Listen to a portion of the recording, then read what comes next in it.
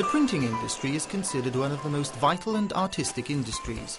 No human being can live without it, or without using its products every day and every moment in his life.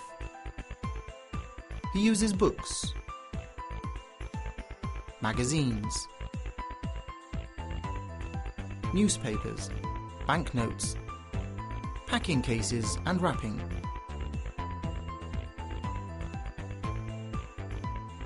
A human being is surrounded by printing and its products from the moment of his birth. The first thing he uses is a printed paper, the birth certificate.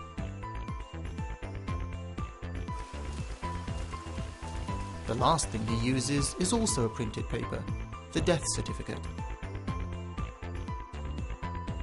Printing in its latest definitions is making data and information seen on paper and on a wide range of materials, even on screens with different dimensions.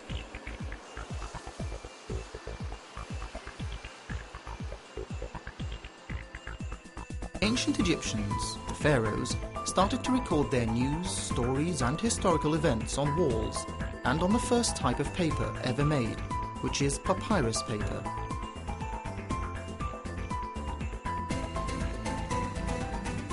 After that, the Chinese were the first to new paper at the end of the 1st century AD.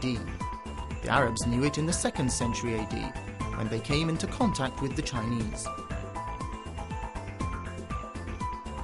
Chinese were also the first who printed using moving letters, but actually it was Johannes Gutenberg who was the first who officially invented it in 1450.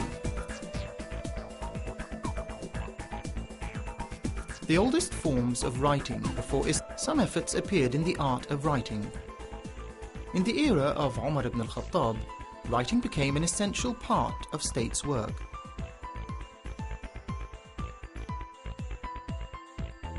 The Islamic conquests in Egypt enlightened the history of writing in books. Arabs played a great role in saving humanity's heritage. The Arabic language was the vessel in which the heritage moved. It was also thanks to them that the paper industry was transferred to Europe.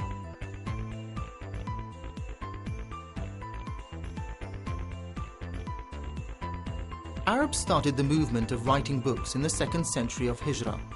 The first huge library that appeared in Arabs' history was called Beit al-Hikmah, or the House of Wisdom.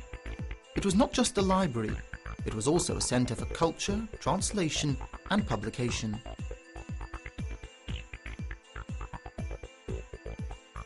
Egypt discovered printing. Bonaparte invaded it in 1798. He brought with him a printing house for his military campaign.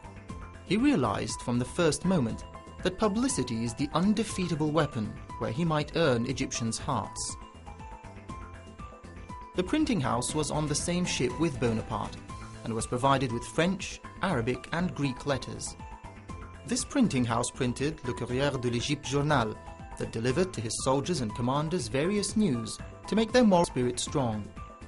It also printed Al-Ashriya Al-Masriya magazine, and that was the French scientists' magazine that included the campaign researches and reports.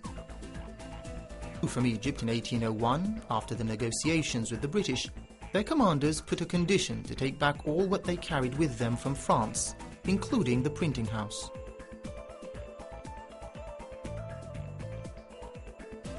Egypt remained without a printing house for 20